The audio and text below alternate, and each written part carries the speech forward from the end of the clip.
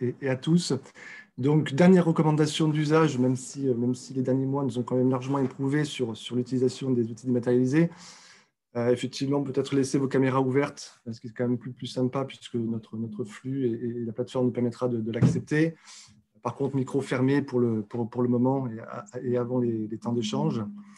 Ceci étant rappelé et cette préconisation d'usage étant prise, on est réellement ravis de vous accueillir sur cette séquence consacrée au volet numérique du Ségur, compte tenu un petit peu des enjeux et de mise en œuvre opérationnelle qui s'annoncent dès l'été.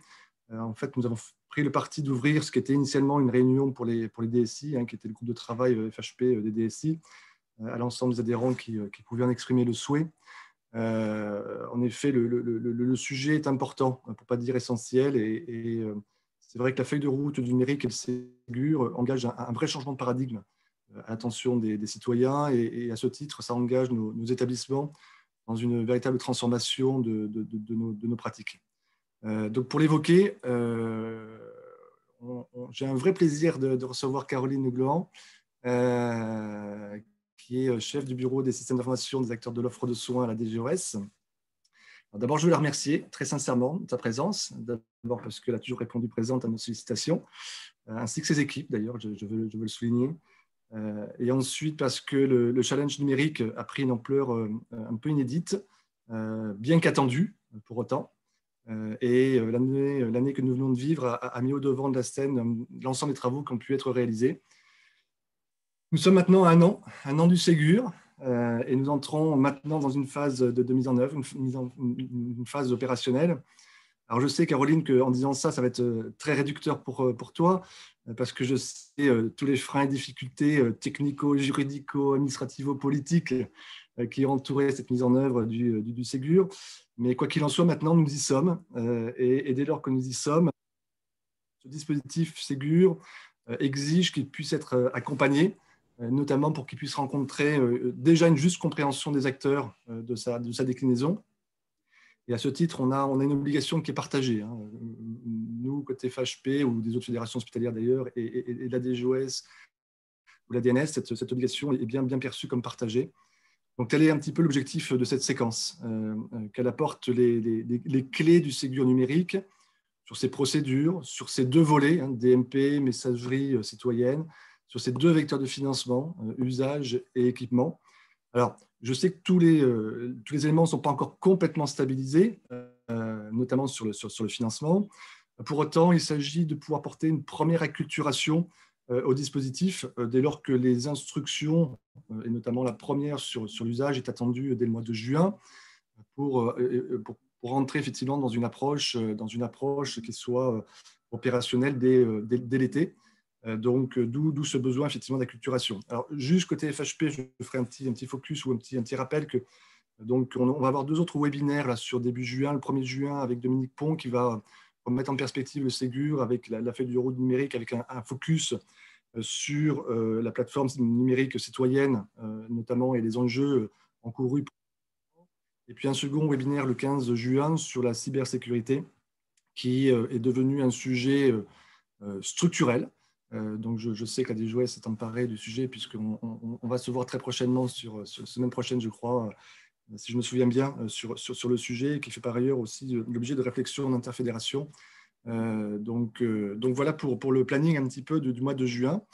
Avant de laisser la parole à Caroline, peut-être vous proposer, pour préserver un petit peu la dynamique de la présentation, je vous propose qu'éventuellement on puisse prendre les questions au fil de l'eau par la voie du chat, et qu'on temporise effectivement sur certains intermèdes, et je regarderai un petit peu les questions qui sont posées, peut-être effectivement les synthétiser, et puis on laissera un espace plus ouvert en fin de séquence, et pour ce faire, je vous demanderai effectivement pour vos interventions de bien vouloir lever la main, alors lever la main virtuelle bien sûr, de manière effectivement à ce qu'on puisse vous donner la parole, d'où l'intérêt effectivement de vous renommer si vous appelez toujours Marie Billan, de manière à ce qu'on puisse vous donner la parole de manière adéquate. Les préconisations, l'introduction étant faite, Caroline, je te laisse la main. Alors juste peut-être, Caroline, est-ce que tu veux qu'on prenne la main sur tes slides de manière à ce qu'on puisse être préservé à l'écran, ou tu souhaites avoir l'autonomie complète sur le déroulé? Oh, je peux dérouler les slides et puis par contre, si tu pourras animer les questions pour qu'on puisse voilà, pouvoir échanger dans de bonnes conditions. Donc, je vais partager mon écran. En tout cas, je remercie Bertrand pour son invitation et pour votre présence aussi. Comme Bertrand le précise, donc là, nous sommes en cours de finalisation un petit peu du cadrage du Ségur volet numérique. Et c'est vrai que c'est important de pouvoir concerter avec vous, vous présenter voilà, nos travaux, les résultats, bien qu'on soit encore dans une phase un petit peu provisoire, puisque voilà, on va débuter une phase de concertation de quelques semaines avant une publication officielle via instruction pour lancer le financement à l'usage côté Ségur numérique pour les établissements de santé. Je vais vous présenter tout ça. Donc moi, je ferai un focus spécifiquement sur le volet usage, financement à l'usage, financement à l'équipement. Je pourrais répondre à certaines questions, mais je ne vais pas détailler la mécanique de financement à l'équipement côté éditeur ce jour. Mais par contre, je prendrai toutes vos questions, j'essaierai d'apporter des réponses. Et si nécessaire, je pense, Bertrand, s'il faudra repréciser cette partie financement à l'équipement, c'est la DNS au sein du ministère, la délégation du numérique en santé, qui est plus en charge de cette partie-là avec l'ANS. Nous, côté DGOS et dans la suite d'Open, on prend en charge la partie financement à l'usage. Mais je vais vous présenter tout ça. En tout cas, merci à tous. J'espère que vous m'entendez bien et que vous voyez mon écran. Je vais essayer de le passer en mode diaporama. Est-ce que c'est bon? C'est tout bon. Parfait. Et donc, comme le proposait Bertrand, donc l'objectif, c'est bien que je puisse vous présenter les éléments de cadrage, on va dire les grands principes, pour vous acculturer et d'avoir des échanges avec vous tout au long de cette présentation. Donc, voilà, il y a 3 grands temps. Donc, je pense qu'on peut voilà, animer la présentation comme ça avec des échanges suite à ces 3 temps de présentation. Et puis, voilà, des échanges en fin également, si nécessaire. Donc le volet numérique du Ségur. Donc le Ségur a été lancé, voilà, comme le disait Bertrand, il y a maintenant une petite année, avec un volet numérique assez important et historique dans le monde de la santé. Donc c'est une opportunité historique d'accompagner, en tout cas de démultiplier, d'accélérer le virage numérique en santé au bénéfice du citoyen et des professionnels de santé, avec un objectif, un contexte qui est bien mettre les citoyens en capacité d'être acteurs de la santé, avec l'appui des nouvelles technologies, et améliorer le cadre de travail des professionnels de santé, 2 enjeux phares qui ont bien aussi été mis en évidence dans le cadre de la crise sanitaire. L'ambition du volet numérique du Ségur, c'est bien généraliser voilà, l'objectif, c'est bien une généralisation du partage de données de santé de façon fluide et sécurisée, entre professionnels, qu'ils soient en ville, à l'hôpital, dans le médico-social, et avec l'usager. Avec un objectif, c'est mieux prévenir, mieux soigner. Ce partage d'informations, l'objectif, c'est qu'il soit au bénéfice d'une meilleure prise en charge et de la santé de l'ensemble de nos concitoyens. Des moyens historiques, 2 milliards au global dédiés au numérique en santé, 1,4 milliard pour le partage des données clés de santé sur 3 ans. 1,4 milliard, c'est au bénéfice de tout le monde, l'hôpital, la ville, et 600 millions dédiés au secteur médico-social sur 5 ans, un premier plan de modernisation et d'accompagnement du numérique pour le médico-social. Il y avait vraiment un vrai besoin, et là, le Ségur y répond. Donc, un contexte qui s'est, on va dire, accéléré l'enjeu de la numérisation du digital. On voit, ça a été vraiment un moyen aussi pour faire face à la crise sanitaire, et donc un contexte de plus en plus prégnant où il faut se moderniser, se numériser. Une ambition, il faut accélérer le partage de données de santé entre professionnels et avec les usagers, et des moyens historiques mis à disposition, avec un objectif qui est bien aussi accélérer la feuille de route de la transformation numérique en santé qui a été lancée en 2019, donc avec des moyens supplémentaires, et avec une idée de la marche à franchir, comme on l'indique. Actuellement, on est à 10 millions de documents échangés en moyenne par an. On veut passer à 500 millions. Donc, c'est vraiment une grosse marche à franchir, et un objectif de généralisation et de systématisation. Et qui dépasse le cloisonnement des acteurs. On veut vraiment avoir une action qui concerne la ville, l'hôpital, le médico-social, le sanitaire, et l'usager aussi qui doit être intégré dans cette accélération. Donc, une ambition forte, mais qui est vraiment centrée sur le partage de données. Donc, on a des moyens supplémentaires, on a un objectif bien précis, on ne va pas se disperser, et on a un objectif de systématiser, généraliser le partage de données de santé. Plus précisément, quand on parle de partage de données de santé et des différents acteurs concernés, donc là, c'est une présentation qui permet voilà, de visualiser ces objectifs autour du Ségur volet numérique et cet objectif de systématisation et de généralisation.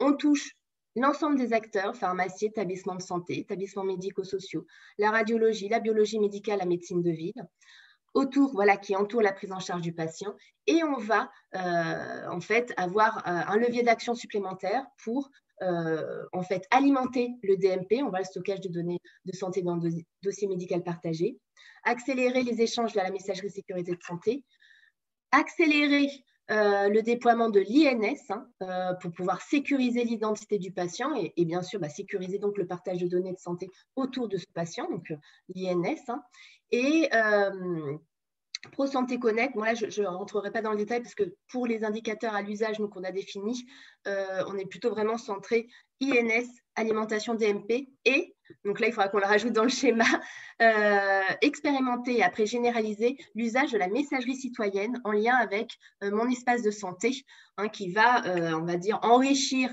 le DMP, le dossier médical partagé, avec un store d'applicatifs, des nouveaux services tels que la messagerie citoyenne qui permet en fait de faciliter les échanges de la messagerie entre les structures de santé, les professionnels et le patient. Donc là, c'est vraiment le cadre, le contexte, les différents acteurs qu'on veut impliquer. Là, on ne met pas les éditeurs, mais vous verrez, le financement à l'équipement, on intègre aussi les éditeurs. Et ça, c'est une nouveauté dans le Ségur. On avait bien identifié qu'il y avait une problématique aussi de nous, on accompagne l'usage, les établissements ou les structures ou les professionnels côté CNAM pour leur équipement et on les laisse faire dans leur relation avec les éditeurs. On voyait qu'il y avait des problématiques. Donc là aussi, la nouveauté du Ségur, c'est bien aussi d'avoir une action vers les éditeurs au niveau central et porter des spécifications, donc il y a déjà des spécifications publiées par l'ANS là, depuis peu, directement avec les éditeurs, avec une labellisation et un financement direct. Ce qui vous permet en fait d'éviter des problématiques de relations éditeurs de façon en fait morcelée, chacun en fait unitairement vis-à-vis de son éditeur. Là, au niveau national, on prend en main aussi la relation avec les éditeurs et les besoins d'évolution logicielle, avec bien sûr votre appui, puisqu'il y a ce qu'on appelle des task force, donc des groupes de travail avec des représentants, vous, l'ensemble des fédérations qui sont impliquées. Donc là, c'est le cadre général, données de santé, alimentation DMP, messagerie citoyenne, généralisation de l'INS, et l'ensemble des acteurs de la sphère santé sont impliqués. Les leviers, comme je vous disais, donc là, je vais d'abord faire un focus sur les mesures incitatives, puisque c'est ça, on commence par ça, avec un accompagnement, avec des enveloppes historiques. Donc, avec un financement à l'équipement, comme je vous disais, avec une relation directe avec les éditeurs pour faciliter la mise à niveau des logiciels et éviter que chacun des acteurs doive aller voir son éditeur avec des difficultés diverses et variées. Donc là, voilà, une prise en charge au niveau national avec des spécifications nationales qui sont co-construites et un circuit de labellisation et de financement direct éditeur. Toujours en mesure incitative, et là plutôt bien les professionnels et les structures de santé, un financement à l'usage dans la suite de Open, donc avec des cibles d'usage à atteindre, des prérequis aussi à atteindre, donc là que je vais pouvoir vous détailler et ce sera vraiment l'objet de ma présentation en détail. Donc, des mesures incitatives avec des financements historiques à la clé sur 3 ans, en tout cas sur le volet sanitaire. Je ne rentrerai pas non plus en détail, sur le détail du médico-social. Ça pourra faire aussi l'objet de présentation si Bertrand le souhaite. En tout cas, et des mesures coercitives. Parce que voilà, on active la carotte et le bâton pour avoir aussi, au-delà de cette accélération sur 3 ans grâce à des enveloppes de financement importantes, aussi une pérennité dans l'effort. et dans les pratiques. L'objectif, c'est bien après d'avoir systématisé dans la durée le partage de données de santé de façon sécurisée et bien intégrée à la fois dans les logiciels, vos équipements informatiques, mais également dans vos organisations, avec des mesures coercitives, donc une opposabilité des standards, notamment d'interop ou des spécifications qu'on va mettre en avant pour les éditeurs. Donc là, nous, notre important, on a un levier qu'on active beaucoup plus au niveau national pour faire évoluer l'offre éditeur et les mettre en conformité. Donc ça, c'était aussi un point d'amélioration qu'on avait identifié là maintenant depuis quelques années. Donc une opposabilité vers les éditeurs et vers vous, structures professionnelles avec le forfait structure, une intégration d'indicateurs dans IFAC, dans le programme d'incitation financière à l'amélioration de la qualité, et dans les forfaits structures côté ville, avec une obligation de partage de données et voilà, une intégration aussi dans ce programme d'incitation financière à l'amélioration de la qualité où il y a des financements dédiés. Et donc là, l'objectif, c'est bien inscrire après ces usages en pérennité dans vos pratiques. Ça, c'est bien nos deux grands leviers. Les grands enjeux pour revenir, donc l'objectif, comme je vous le dis, c'est bien alors avoir deux objectifs. C'est d'une part partager de façon fluide et sécurisée les données de santé à travers l'alimentation du DMP, mais également l'intégration de l'INS aussi dans les logiciels pour avoir une identité du patient bien sécurisée. Et donc là, on a des enjeux, on va dire jusqu'à 2023, puisqu'on a le Ségur qui se déroule sur 3 ans. Donc voilà, on sait que ça sera une démarche progressive. C'est déjà engagé par un certain nombre d'entre vous, mais l'objectif, c'est bien systématiser et généraliser. Donc on se donne 3 ans avec, on espère, des résultats quand même assez rapides dès l'année prochaine. Et bien sûr, des forts impacts qu'on est en train de traiter et qui vont vous faciliter aussi la mise en œuvre et la réponse à cet objectif d'un point de vue juridique. Donc, on gère les sujets avec la CNIL. Technique, comme je vous disais, on a cette partie financement à l'équipement avec un process de labellisation et de spécification nationale et opérationnel, donc avec ces process de labellisation. Donc ça, c'est bien en cours. Et là, l'objectif, c'est là, par exemple, sur le financement à l'usage, de commencer à concerter avec vous, vous acculturer pour qu'on puisse lancer les financements à l'usage rapidement.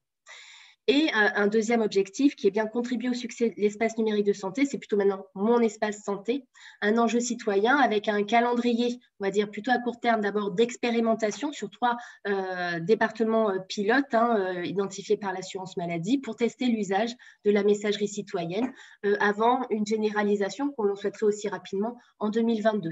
Et donc là, on intègre bien aussi cet objectif-là dans l'appel à projet en fait qui va sortir d'ici les prochaines semaines. Ça, c'est de votre côté établissement de santé et professionnel de santé. Côté industriel, comme je vous disais, on a un financement à l'équipement. Donc, l'objectif, c'est bien au niveau national encadrer et bien définir les spécifications techniques, fonctionnelles avec les éditeurs pour vous faciliter aussi cette relation et en fait la mise en place d'équipements qui correspondent aux exigences que l'on a fixées à nos objectifs. Fluidifier le déploiement auprès des établissements de santé. Donc là aussi, on va suivre après le déploiement de ces solutions qui ont été enrichies, upgradées sur vos structures, avec un mécanisme aussi de labellisation et de traitement de demande de financement efficace. Vraiment, on prend en charge au niveau national cette partie-là que jusqu'à maintenant, on passait vraiment par vous. Et donc là, l'objectif, c'est pouvoir aller plus vite et éviter aussi des difficultés ou de négociations ou d'être entendu unitairement vis-à-vis des éditeurs. Et donc là, c'est un pilotage plus, bien sûr, DNS avec l'Agence du numérique en santé aussi, qui est en lead pour ce process de labellisation et publication des spécifications techniques. Donc là, voilà, c'est le contexte.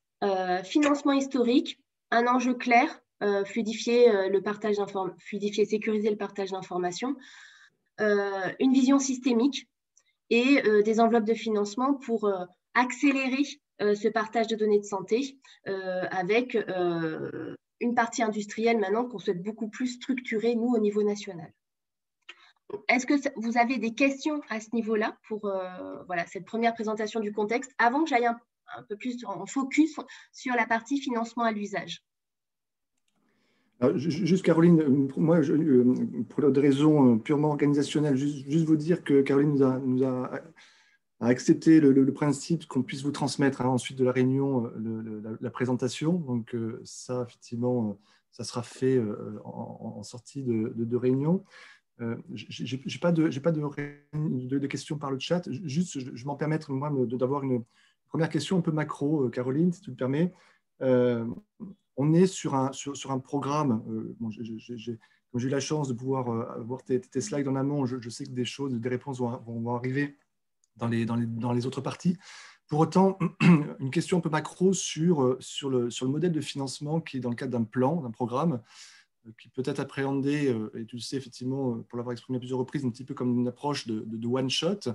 Comment on inscrit ce changement de paradigme, cette nouvelle dynamique dans la durée, de manière pérenne, comme à défaut effectivement d'avoir une approche de financement structurelle et pérenne, comment on l'envisage pour au-delà des 3 ans, c'est-à-dire au-delà de ce programme-là? Comment on peut se projeter dans cette dynamique-là, de manière effectivement à pouvoir préserver ce que l'on aura engagé dans le cadre du Ségur?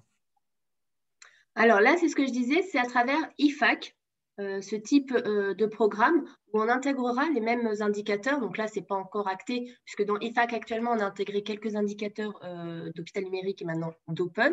Donc, on va continuer. Et le temps de voilà, tout le monde se met en route, quelques indicateurs là, ciblés du Ségur seront intégrés dans IFAC et conditionneront en fait, le forfait. C'est comme ça qu'on va travailler. Et pareil dans Mathurin. Alors là aussi, il faut qu'on fasse à un moment une présentation sur Mathurin, mais voilà, les actions se multiplient et il faut cadencer tout ça. Là aussi, dans le référentiel de maturité numérique qu'on souhaite mettre en place, l'objectif, c'est bien d'avoir des indicateurs qui puissent être inscrits dans la durée pour s'appuyer sur les efforts qui auront été engagés là dans le cadre du Ségur et que ça soit bien inscrit maintenant dans les organisations et pérennisé. Est-ce à dire qu'on aura une évolution de l'Ondam en correspondance, puisque en fait, l'IFAC est pris aujourd'hui sur nos tarifs, et c'est-à-dire qu'il y aura, pour ce faire, effectivement, une évolution qui se fera pour avoir des marges de manœuvre au-delà de notre campagne tarifaire annuelle? Alors là, non, c'est bien l'objectif, c'est plutôt dans le cadre actuel, qui est une part plus importante du numérique, mais pas forcément des forfaits supplémentaires, mais une intégration du numérique, peut-être à la place d'autres indicateurs, ou en tout cas une place plus forte du numérique. Alors, je prends 2 autres questions là, qui sont posées par le chat et qui seront, à mon avis, évoquées dans la suite. C'est effectivement la sélection des établissements et le process, en fait, un petit peu de sélection et d'arbitrage, si tant est qu'il y ait arbitrage par les ARS, mais je sais que ça fera partie d'une partie sur le sujet en fin de ta présentation. Donc, je me permets effectivement de peut-être effectivement qu'on l'évoque dans la suite. Le deuxième sujet, la deuxième question, qui est celle effectivement de l'approche de sécurité. C'est-à-dire qu'effectivement, on est dans un environnement où il va y avoir un partage massif de données, et notamment de données personnelles. Il y a un enjeu effectivement d'appréhender la nécessité en tout cas d'une réflexion structurelle sur la sécurisation des dispositifs, des environnements, et notamment pour pouvoir pallier les cyberattaques qui aujourd'hui font rage sur nos établissements, quel que soit leur statut. Donc, la sécurisation, effectivement, le fait, comment on embarque la sécurité dans le cadre du Ségur? Alors, la sécurité, elle est embarquée, d'une part, vous verrez dans les prérequis. Il y a 2 prérequis qui concernent la cybersécurité qui sont issus d'Open, donc il n'y a pas de grandes nouveautés, mais qu'on souhaite bien renforcer et mettre en avant aussi dans le cadre du Ségur. Dans les spécifications aussi, au niveau éditeur, il y aura des spécifications qui concernent la sécurité. Et l'objectif aussi, c'est qu'on alimente le DMP, on utilise la messagerie citoyenne, c'est bien des outils sécurisés qui permettent d'éviter l'usage d'outils du marché non sécurisés pour partager ce type de données. Donc voilà comment c'est intégré en tout cas là, de façon minimale, hein, les enjeux de sécurité dans Ségur. On a un plan cybersécurité aussi qui sera bientôt là, partagé avec l'ensemble des fédérations hospitalières et qui va pouvoir être communiqué dans la foulée et qui sera complémentaire à cette partie-là, vraiment centrée sur le partage de données.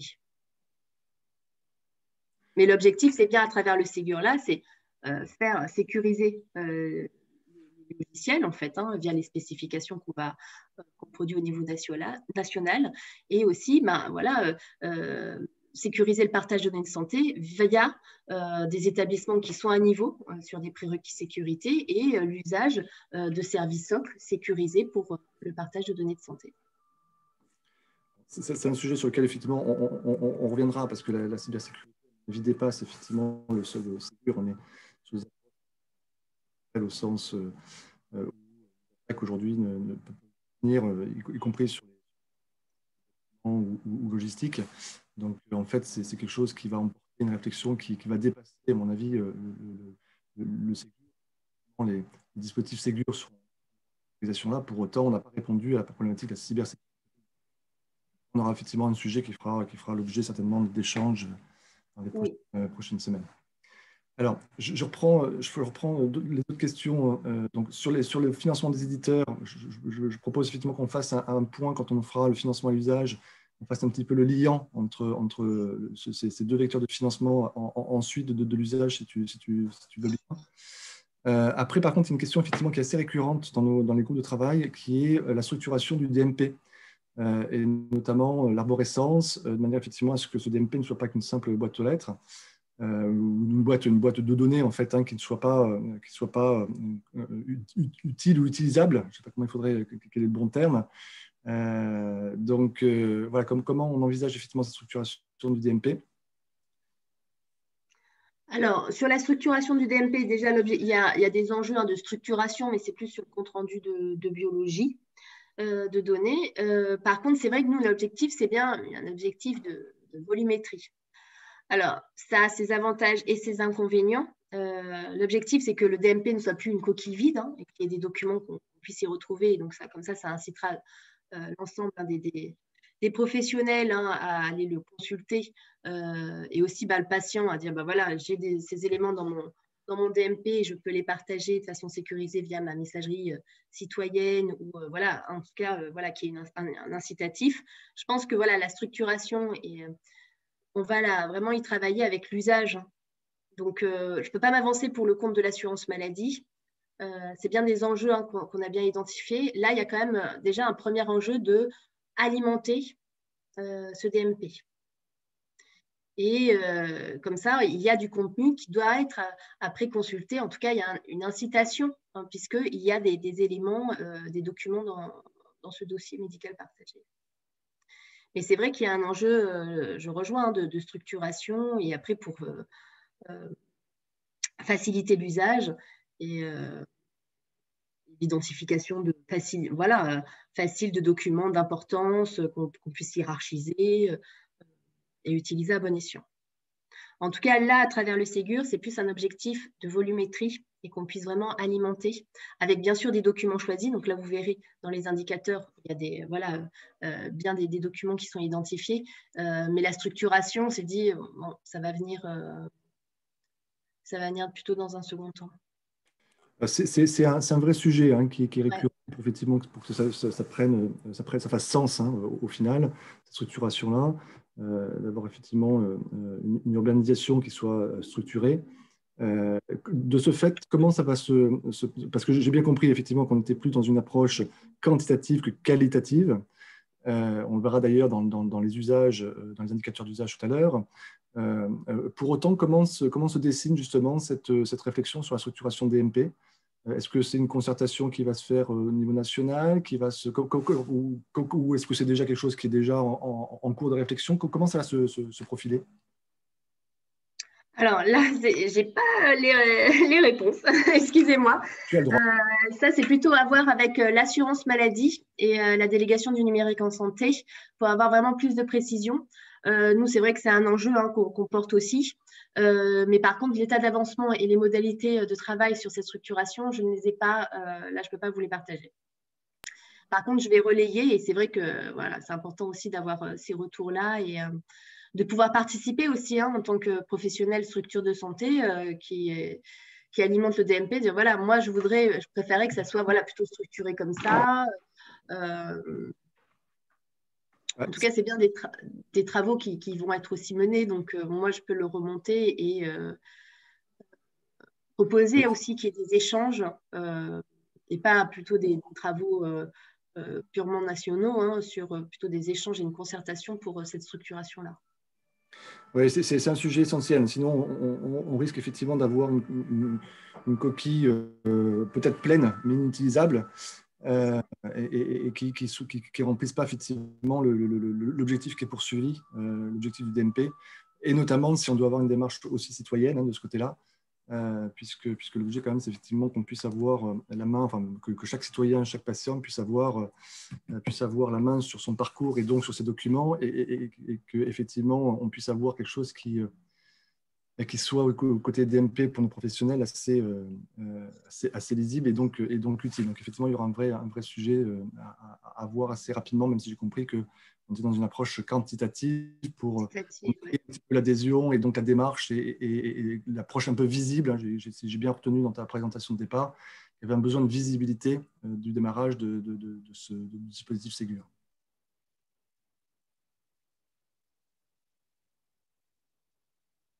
Alors, il y a beaucoup de questions qui viennent, mais en fait, qui vont trouver pour partie, je vous propose de les passer, qui vont trouver pour partie réponse voilà, dans les indicateurs d'usage et le principe de financement qui sera la troisième partie, avec peut-être en tête tout de suite, Caroline, le lien qu'il faudra faire avec le financement éditeur. Ok, et puis de toute façon, on pourra faire voilà, une dernière séance des questions-réponses à la fin de la présentation. Concernant les indicateurs d'usage, donc sur cette partie financement à l'usage, donc on a deux grands volets pour répondre aux deux objectifs qui sont d'une part l'alimentation du DMP, qui intègre aussi l'INS, oui, c'est bien intégré, et un objectif aussi d'usage de la messagerie citoyenne.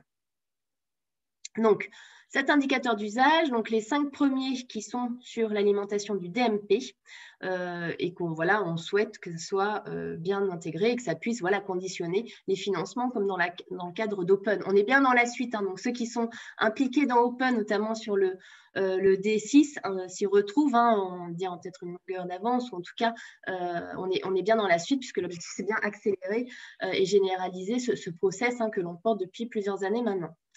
Donc, un premier indicateur sur alimentation du DMP en lettres de liaison. Donc, on est bien sur du quanti, mais on cible quand même les documents qu'on souhaite transmettre et partager avec un format CDA R2 niveau 1. Donc, c'est vrai, un premier niveau minimal de structuration. Mais comme je vous le précisais, on est bien sur déjà un objectif quantitatif et que il y ait la lettre de liaison qui puisse alimenter le DMP avec un INS qualifié. Donc c'est vrai qu'il y a quand même une petite marche à franchir par rapport à l'existant, à l'état actuel et notamment au niveau du déploiement de l'INS dans vos systèmes. Donc c'est vrai qu'on a plutôt centré l'effort sur on veut que le DMP soit alimenté avec ce document essentiel, même s'il n'est pas structuré comme on souhaiterait et qui comprenne un INS qualifié. C'est vrai qu'on a plutôt ciblé les efforts pour pas que vous ayez tout à mener de front.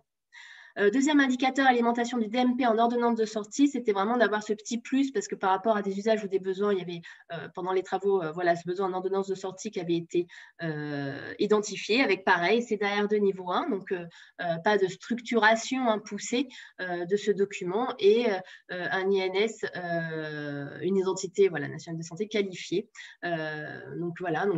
L'objectif, c'est bien le DMP alimenté avec la lettre de liaison, l'ordonnance de sortie. Et les 3 autres indicateurs, c'est bien l'alimentation toujours du DMP en compte-rendu opératoire, l'alimentation du DMP en compte-rendu de biologie et compte-rendu d'imagerie. Là, c'est les 2 autres indicateurs qui seront également intégrés. Mais là, les échanges sont en cours. Ça sera peut-être pas tous les établissements pourront y répondre, hein, bien sûr, avec des forfaits spécifiques sur cette partie-là, biologie et imagerie. Les 3 premiers, voilà, ça concerne l'ensemble des établissements, donc avec un forfait associé, et il y aurait les 2 autres indicateurs biologie imagerie avec plutôt pour des établissements concernés par ces documents. Donc, vous voyez, l'alimentation du DMP, on est dans la poursuite des efforts déjà engagés dans Open, hein, ou même hôpital numérique, hein, peut-être un peu moindre, avec, par contre, niveau de structuration moindre, parce que ce qu'on veut, c'est vraiment du quanti, et aussi qu'il y ait l'INS qualifié, hein, qui soit bien intégré. Et donc, on sait qu'il y a quand même là une marche à franchir de votre côté. Aussi éditeur, mais de votre côté surtout, puisqu'il y a quand même un volet organisationnel assez fort pour au-delà de la simple évolution logicielle. Donc ça, c'est les 5 grands indicateurs autour de l'alimentation du DMP, disponibles pour tous, qui vont conditionner les forfaits de financement. Et il y a 2 autres indicateurs autour de la messagerie citoyenne, de la messagerie sécurisée de santé et de la messagerie citoyenne. Excusez-moi, je pense qu'il y a une petite erreur dans le support, mais bon, là, on n'est pas sur la MS Santé, on est sur la messagerie citoyenne liée à mon espace santé, avec pareil,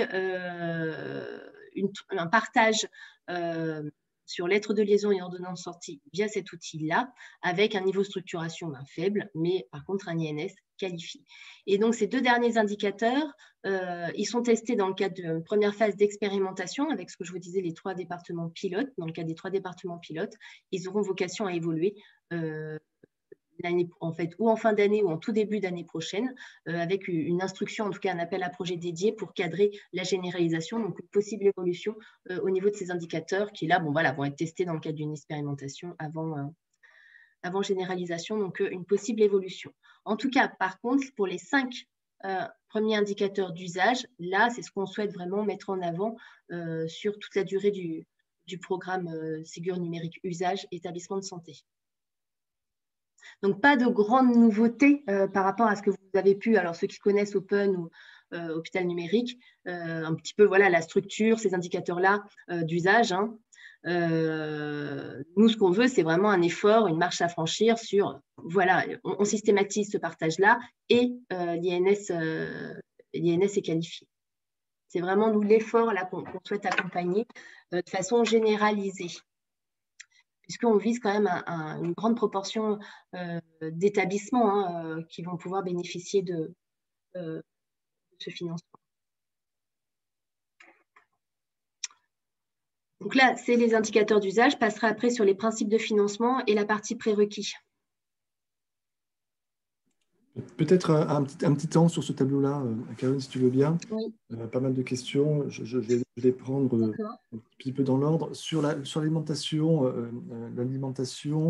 elle se fait, elle est directe sur le DMP, ou est-ce qu'elle se fait par les grades? C'est une des questions.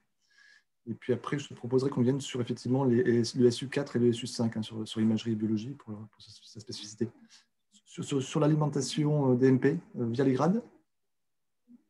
Alors, via les grades, c'est via des solutions, c'est ça Je suppose effectivement, notamment pour, je sais qu'il y a des régions qui ont certaines spécificités, je vais en prendre 2, sur l'Île-de-France, Aura par exemple.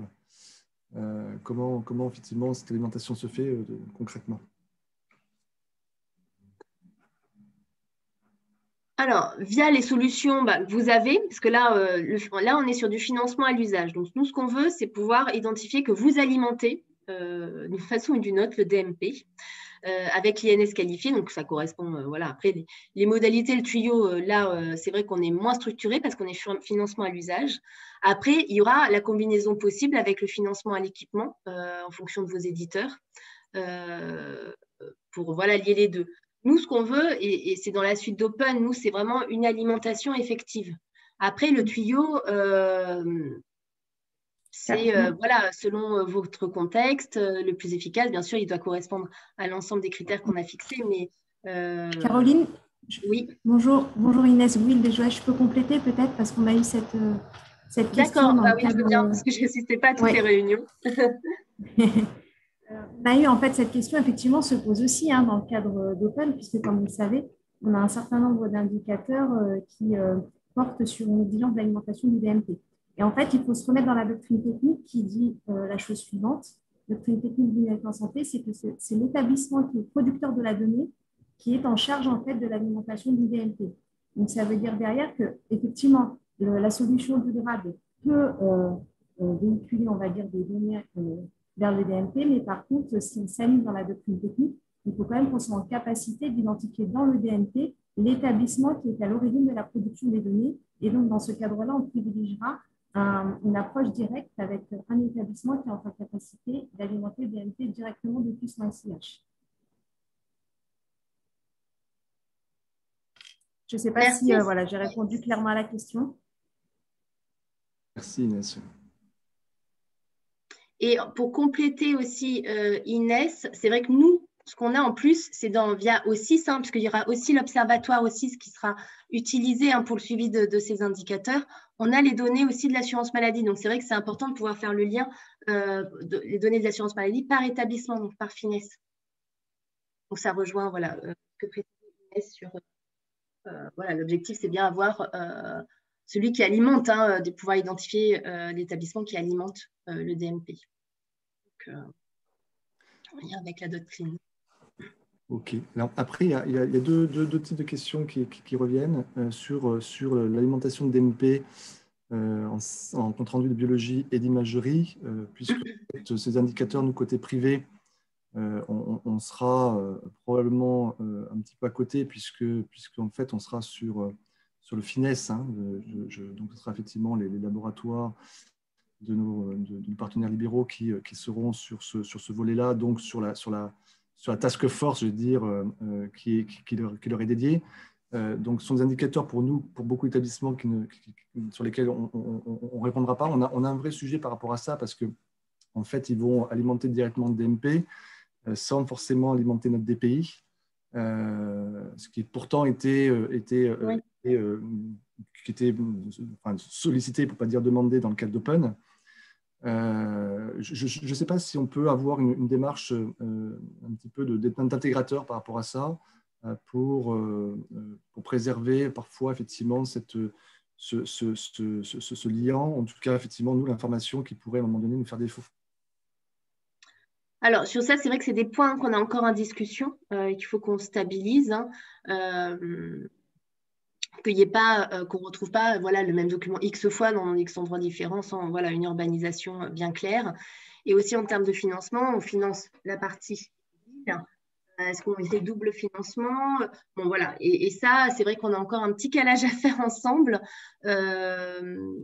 Là, suite à nos premières présentations, là, on ne peut pas, aujourd'hui, dire on est bien arrêté sur la doctrine qu'on souhaite porter sur cette partie biologie-imagerie, notamment, on finance la partie ville, en fait, qui alimente le DMP. Vous avez aussi ces documents-là.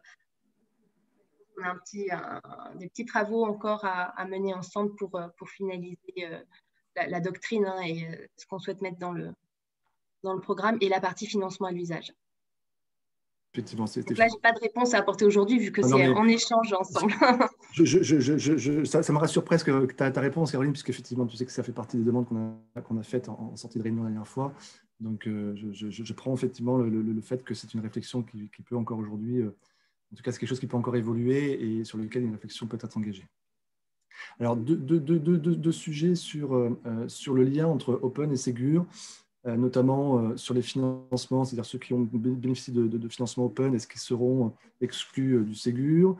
Et est-ce qu'il faut avoir atteint les Open, enfin toutes les cibles pour être financés sur le Ségur? Alors ça, je vais vous le dire juste après.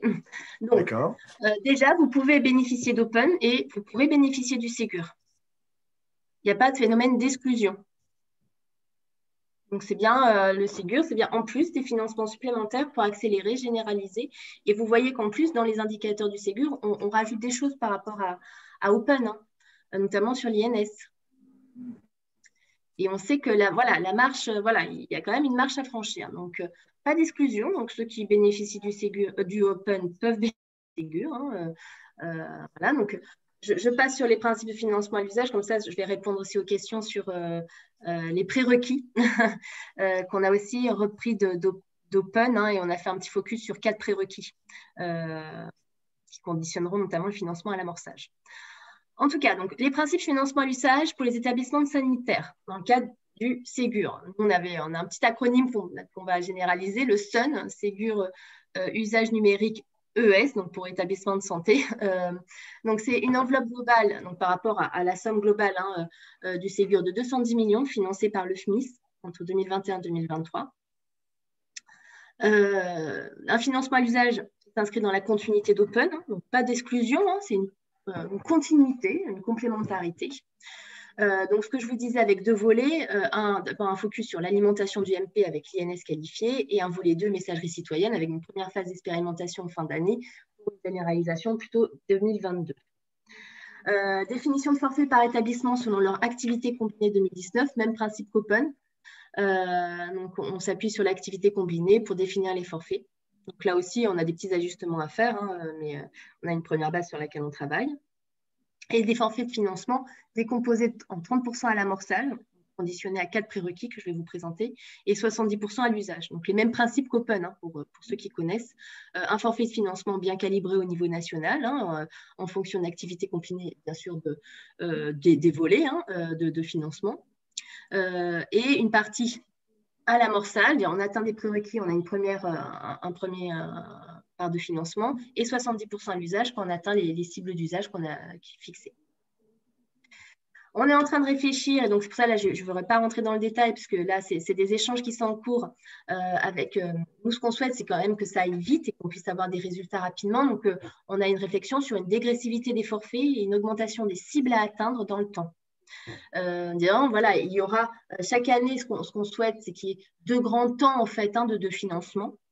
Et par rapport, donc ça je vais vous présenter juste après, voilà, et qu'il y ait une dégressivité en fait des financements et une augmentation des cibles à atteindre en fonction du délai, hein, que vous avez pour atteindre ces cibles, quoi, que vous êtes fixé. Par exemple, sur en 2022, l'objectif c'est qu'il y ait un forfait un peu plus élevé, les cibles soient un peu plus faibles, mais voilà, ils y sont et ça permet d'avoir des premiers résultats. Et 2023 avec des forfaits un peu plus faibles et des plus élevés.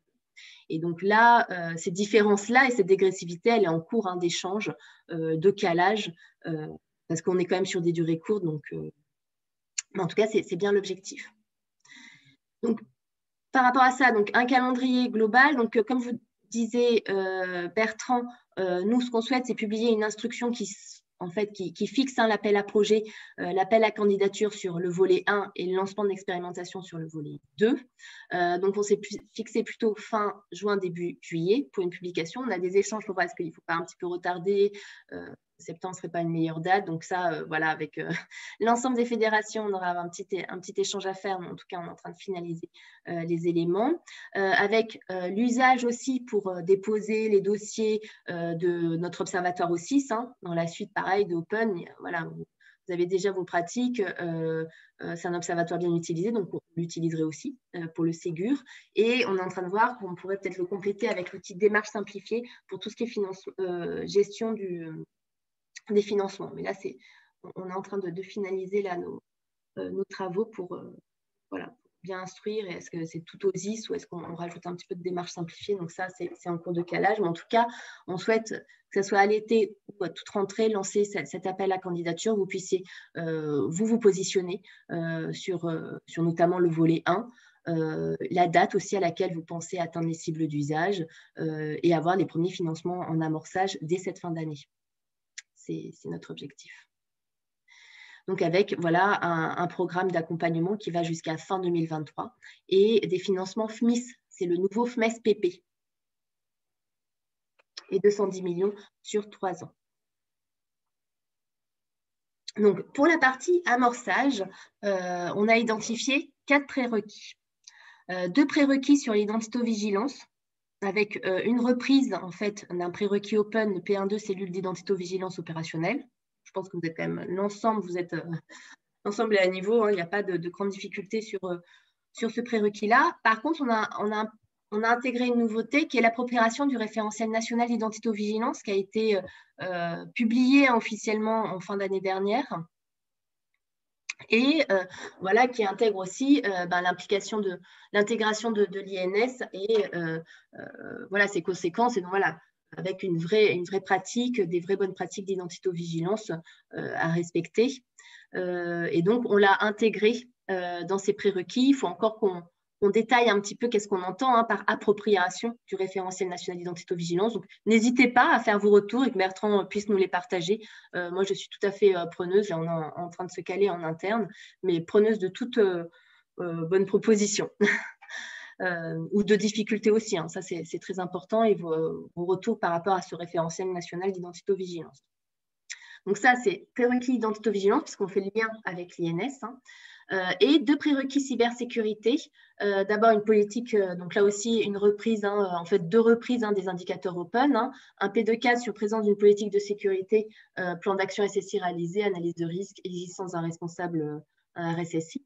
Donc là, on le reprend et donc on le met en avant parce que les enjeux de cybersécurité sont essentiels aujourd'hui.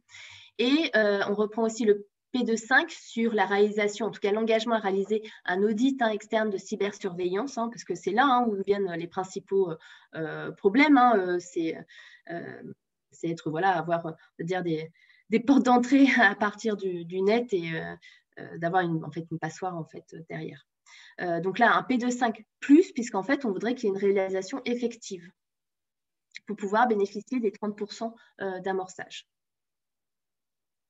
Donc là, c'est les 4 prérequis. Donc, on a moins de prérequis d'exigence que dans le cadre d'Open, mais vraiment, on a fait un focus en lien avec les objectifs d'usage qu'on souhaite porter. L'INS qualifié, donc il faut que d'un point de vue organisation, bonne pratique, l'identité-vigilance soit bien appropriée et intégrée dans les pratiques de l'établissement de santé. Et la partie cybersécurité avec un minimal sur la politique de sécurité, donc la partie audit externe de cybersurveillance, qui était une nouveauté open, mais qui nous semble encore plus nécessaire là, au vu de l'actualité. Donc ça, c'est sur les prérequis. Et oui, le process de candidature, oui, c'était important, mais bon, je pense que le côté privé, vous êtes bien au fait. Donc un financement FMIS-PP, donc nouveau FMES-PP, donc un financement à l'amorçage avec des factures à fournir à la CDC, et un financement à l'usage où là aussi, on n'est pas sur la base de factures de façon classique, mais sur la base de la fourniture du CEPOM ARS établissement pour preuve de l'atteinte des cibles et pouvoir avoir délégation des fonds par la CDC. Donc avec 2 grands temps aussi de financement qu'on souhaite mettre en place en début d'année et en fin d'année, une dernière circulaire d'ajustement. Voilà, un circuit qui a déjà été prouvé et qui marche sur le financement à l'usage, avec des financements FMIS, donc, Fonds de modernisation d'investissement en santé, qui remplace le FMES-PP. En fait, le remplacement, c'est vraiment, c'est surtout en termes de périmètre d'acteurs concernés, mais pour vous, il n'y a pas de modification par rapport à ce que vous pouvez vivre, par exemple, dans Open, avec les financements. Et donc, vous voyez aussi l'intervention des ARS aussi dans le circuit de financement. Donc ça, je vous le dis, et puis après, on pourra passer aux questions. Donc, l'objectif, c'est bien d'avoir des ARS qui disposent d'une enveloppe régionale aussi, qui vont pouvoir déléguer les financements, piloter leur enveloppe sur la durée du programme, assurer le suivi et la vérification de l'atteinte des cibles, en sachant que nous, on veut automatiser un maximum le calcul de ces cibles d'usage. Il y a un cadre national, donc pas de... en fait, il n'y aura pas de déclinaison régionale comme on pouvait l'avoir dans Open dans certains cas. Mais une enveloppe aussi qui est pilotée par l'ARS avec leur rôle où il faut qu'elle s'assure que les prérequis, les cibles d'usage sont bien à tête. Elles notifient les soutiens financiers, elles font les CEPOM, ARS établissement avec vous pour encadrer ces financements et faire le lien avec la CDC, la Caisse des dépôts et consignations. Et ça, je peux le rajouter, donc là, j'aurais terminé. Nous, alors sur le volet 1 du Ségur, on cible un grand nombre d'établissements. Nous, on veut vraiment accompagner de façon généralisée. Donc avec voilà, vous êtes en accord, donc le moins de sélection possible. Après, on verra sur le volet 2, suite à l'expérimentation, comment ça se passera, et nous, on adaptera en conséquence de la volumétrie d'établissement qu'on souhaite accompagner. En tout cas, sur le volet 1, nous, on vise vraiment un accompagnement du plus grand nombre d'établissements. Mais il nous faut quand même cet appui régional et ce relais régional, parce que c'est vrai que c'est les ARS qui vont être en proximité des établissements. Elles vont pouvoir accompagner, puisqu'elles auront aussi un objectif d'accompagnement des établissements dans l'atteinte des objectifs Ségur et de gestion d'enveloppe, de vérification de l'atteinte des cibles, bien sûr dans un cadre national encadré, donc, et un suivi du national qui sera tout au long du programme. Ok, merci Caroline. Je prends un droit que je n'ai pas en réalité, mais juste de revenir sur 3 points avant de laisser effectivement. Alors d'abord, merci beaucoup Inès effectivement de répondre aux réponses dans le flux effectivement du chat. Merci beaucoup. Pour autant, j'aimerais revenir sur 3 points un petit peu structurants. D'abord sur les prérequis. C'est vrai que la notion d'appropriation du référentiel d'identité-vigilance, c'est un vrai sujet, parce que sinon on peut arriver sur des niveaux d'exigence très, très, très importants. Donc cette notion d'appropriation doit pouvoir être précisée. J'ai compris que l'idée étant de pouvoir entrer dans le dispositif et donc effectivement avoir une approche qui soit plus une approche de prise de connaissance du référentiel que vraiment une approche plus aboutie. Enfin, ça donc, ce sont des choses effectivement que je sais que vous avez entre les mains pour pouvoir le cadrer. Petit point pour nous, vous savez, sur lequel on est un peu chagrin, c'est sur l'audit de cybersécurité. On est chagrin parce que tu sais qu'on n'est pas dans le dispositif effectivement d'accompagnement qu'ont pu bénéficier et que peuvent bénéficier aujourd'hui des GHT sur cet audit-là. Qui fait que voilà, nous, ça sera quelque chose qui seront à financer sur les forfaits qui se dessinent, même si effectivement tu pourrais me répondre que dans Open, c'était déjà dans le cadre des prérequis. Bon, ça, c'est effectivement, malgré tout, un sujet pour nous qui sera un sujet pendant, qui est par ailleurs partagé aussi par les collègues des autres fédérations et d'ailleurs, y compris la FHF. Donc ça, c'était juste pour le côté un peu politique. Nous, point d'attention plus sur les ARS. Non pas qu'on veuille indexer les ARS, mais l'expérience Open, notamment sur certaines régions, a été douloureuse, où l'instruction est lourde pour des moyens réduits, et puis parfois avec quelques interprétations endémiques, on va dire, des règles. Qui ont posé de gros soucis. Les régions, tu les connais pour te les avoir fait remonter. Les sujets, tu les connais également.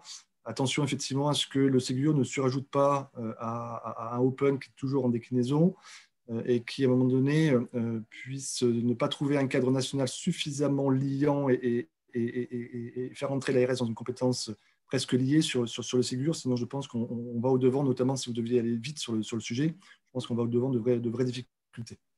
Et dernier point, c'est effectivement une question qui revient régulièrement, c'est sur la notion entre enveloppe, donc l'enveloppe fermée de 210 millions, un process qui se veut relativement ouvert, pour autant qui nécessairement va engendrer des sélections, même si elles ne portent pas vraiment leur nom, puisqu'on aura une déclinaison en région en fonction de l'activité combinée, que ça, effectivement, pour répondre à un besoin d'équilibre entre les secteurs et les champs, et de ce fait, effectivement, des candidatures qui seront probablement en nombre supérieur à ce que permettra le financement de 210 millions.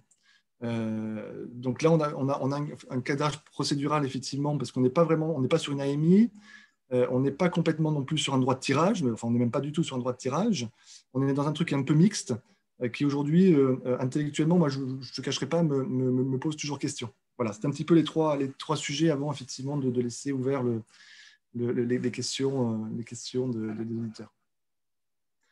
Alors, juste pour répondre, alors j'en profite aussi pour présenter Inès, je ne l'ai pas fait, qui au sein du bureau s'occupe du programme Open, notamment, et donc aussi là, de plus en plus du volet usage Ségur en lien avec Michel Roux, qui est adjoint au sein du bureau. Donc c'est vrai que moi je vous fais la présentation aujourd'hui, je n'assiste pas à toutes les réunions qui sont assez nombreuses sur le sujet. Je suis, mais bon, ça me permet de… Voilà. Donc Inès n'hésite pas à compléter si besoin. En tout cas, c'est vrai que sur l'audit de cybersécurité, moi je serais preneuse d'un échange parce que bon, c'est vrai que les GHT bénéficient d'une offre, notamment de l'ANS, parce qu'elles sont maintenant aussi désignées OSE, opérateurs de services essentiels. Donc, voilà, elles vont avoir aussi des exigences plus poussées. Donc, elles ont cet appui-là. Moi, je serais preneuse d'un échange ensemble pour voir, voilà, un petit peu combien, voilà, les devis qu'il y a, qu'on puisse cadrer les choses. Bon, il faut qu'on en discute dans le cadre du plan cybersécurité. Moi, je ne suis pas du tout fermée et puis je comprends voilà, cette demande-là. Donc, il faut qu'on voit ça ensemble, Bertrand. En tout cas, nous, c'est vrai que c'est un enjeu fort d'accès sur la cybersécurité. Donc, comme vous dites, identito-vigilance, oui, il faut qu'on voit aussi comment c'est décliné cette appropriation du référentiel. Concernant le rôle des ARS, moi, je trouve quand même open, la dynamique est là. Après, c'est vrai peut-être qu'il va y avoir des temps longs d'instruction, peut-être selon certaines ARS, ou des petites difficultés, mais qui restent quand même localisées. Et moi, je salue quand même le travail des ARS pour open, voilà, la dynamique est là. Côté établissement privé, vous êtes toujours les premiers. Et là, la part d'établissements privés financés dans le cadre de Open est très importante. Et je trouve que la dynamique est bien engagée. Et en tout cas, nous, c'est ce qu'on observe au niveau national. Après, c'est vrai que voilà, il peut y avoir des petits couacs au niveau régional qu'il faut qu'on gère au fil de l'eau. Il faut que cette relation aussi peut-être s'améliore dans certains cas. Donc, peut-être nous, il faudra voir aussi quelle est notre position au niveau national, comment on peut aussi des fois jouer le rôle d'arbitre, voilà, d'être présent. Mais cet appui ARS, il faut le positiver. Un maximum. Nous, on va vraiment cadrer les choses et éviter qu'il y ait des interprétations diverses et variées qui peuvent apporter du flou ou mettre en difficulté dans certains territoires. Donc, c'est pour ça qu'il y a un cadrage national fort. Je pense que ce n'est pas sûr qu'il y ait besoin d'une sélectivité forte. On va caler les forfaits aussi dans cette vision. On veut accompagner le plus grand nombre d'établissements. Donc, avec un objectif d'éviter cette sélectivité et éviter qu'il y en ait qui se retrouvent sur le carreau en disant moi, je peux être au rendez-vous et pourtant, je ne vais pas avoir les financements, ce n'est pas normal. Donc, on a bien anticipé. J'espère que, voilà, en pratique, ça se passera bien. Mais bon, on a encore quelques échanges. Donc, Bertrand, il ne faudra pas hésiter à nous challenger. Mais voilà, il y aura quand même cette phase, ce n'est pas un appel à manifestation d'intérêt, c'est un appel à candidature. Je me positionne, je peux avoir les prérequis, je ne sais pas, d'ici la fin de l'année, OK, et atteindre les cibles d'usage en juin 2022. Et donc, voilà, je sais quel tel forfait je vais avoir. A priori, je suis présélectionnée par l'ARS de fait. S'il y a un problème par rapport à l'activité combinée, en tout cas l'équilibre des différentes parties ou je ne sais pas, ou alors il y a vraiment eu un grand nombre, énormément d'établissements, tous les établissements de France candidatent, là peut-être oui, il y aura une sélectivité, mais là on a quand même cadré les choses pour pouvoir accompagner un très très très très grand nombre d'établissements dans cette vision systémique et de généralisation du partage de données. Donc j'espère qu'en pratique ça se passera bien, qu'il n'y aura pas de couac et d'établissements qui disent bah non, moi j'étais bien au rendez-vous, c'est pas normal, telle région, je n'ai pas été sélectionnée. J'espère que ça se passera bien. En tout cas, nous, on prépare les choses un maximum pour qu'il y ait bien une équité de traitement et que ça soit bien cadré nationalement et qu'il n'y ait pas de différence de traitement d'une région à l'autre. Oui, on a anticipé un maximum. Ouais. Pour compléter le propos de Caroline, Bertrand, on a eu effectivement cette discussion dans les task force hôpital. Effectivement, je rejoins en fait le constat de Caroline de dire que de toute façon, on ne peut pas faire sans les ARS parce que quoi qu'on dise, elles ont quand même un savoir-faire acquis sur Hôpital Numérique et sur Open sur lesquels il faut capitaliser et du coup, elles ont quand même leur place dans ce système. Pour autant, on entend également vos craintes et c'est pour cela en fait qu'on a introduit une instance au niveau national qui vise en fait à regrouper l'ADNS, la DVOS et l'ARS pour qu'on partage en fait sur les dossiers qui seront sélectionnés dans la région en question. Voilà. Donc, ce sera, on va dire, un partage consolidé autour de ces trois acteurs Et comme pour Open, il y aura derrière une réunion avec les fédérations pour expliciter finalement les choix qui ont été faits, même si effectivement on est quand même dans un cadre beaucoup plus souple qu'Open, puisque finalement la clé d'entrée, entre guillemets, ça va être le prérequis pour bénéficier du fonds d'amorçage, mais ce ne sera pas un appel à manifestation comme on a pu l'avoir en fait dans le cadre d'Open. Donc, un cadre d'entrée dans le programme plus souple avec une instance DGOS, DNS, ARS pour nous assurer, on va dire, de l'équité dans la sélection des dossiers. Ok, merci beaucoup. Hein. Juste un mot. Les ARS, il n'y a pas de sujet sur le rôle des ARS. C'était plus effectivement les moyens qu'elles vont avoir pour faire le job. C'est plus dans ce sens-là. Hein. Bien sûr que l'idée est bien au contraire. C'est vrai que la FHP là-dessus, sur les ARS, a une position qui a toujours été relativement claire par rapport à ça. Pour nous, c'est juste assurer effectivement de la capacité. Généralement, on a une personne sur une agence qui est en charge de ça.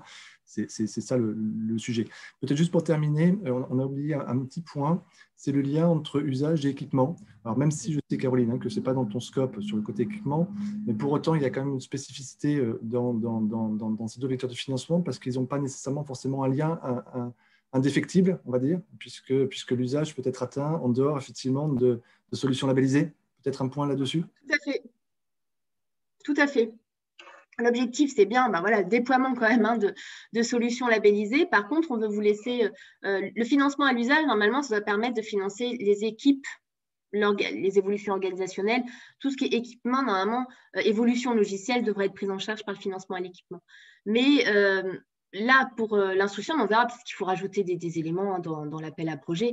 On souhaite quand même un petit peu distinguer pour ne pas en fait, mettre en difficulté des établissements où ils auraient un problème avec leur éditeur qui ne souhaitent pas rentrer dans la démarche de financement à l'équipement. Et donc, si on lit trop fort les deux, ça va labelliser des établissements à cause de leur éditeur.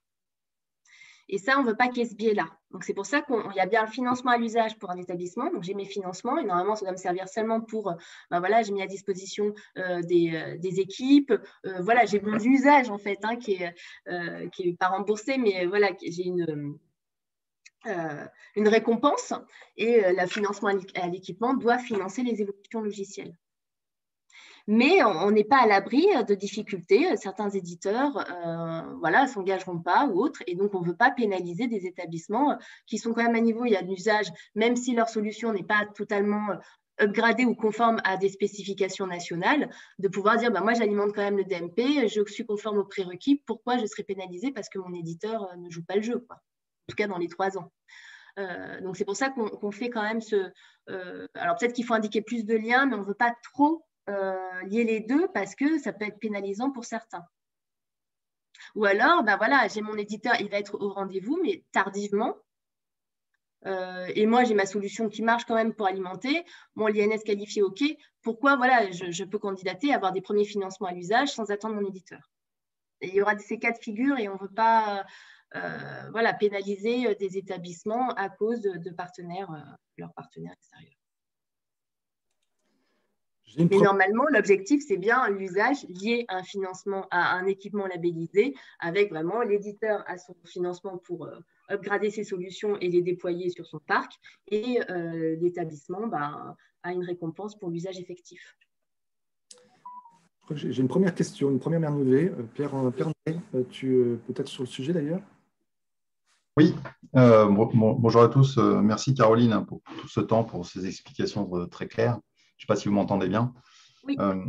J'avais 2 questions moi, en lien avec tout ça. C'est le premier, en fait, c'est sur certaines ARS, elles ont tenu compte en fait des financements précédents pour tenir compte d'un équilibre, en fait, on va dire de financement lié à l'activité économique, mais en ce compris les programmes précédents, et notamment dans le cadre d'Open.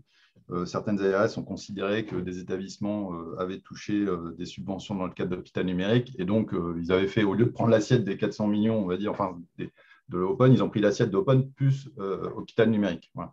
Donc ma première question, c'est est-ce qu'on va avoir la même cas avec Ségur en disant si dans une région, des établissements ont déjà touché des subventions Open, du coup, ils vont intégrer les subventions Open dans l'assiette d'équilibre économique, on va dire, au global. Donc ça, c'est la première question.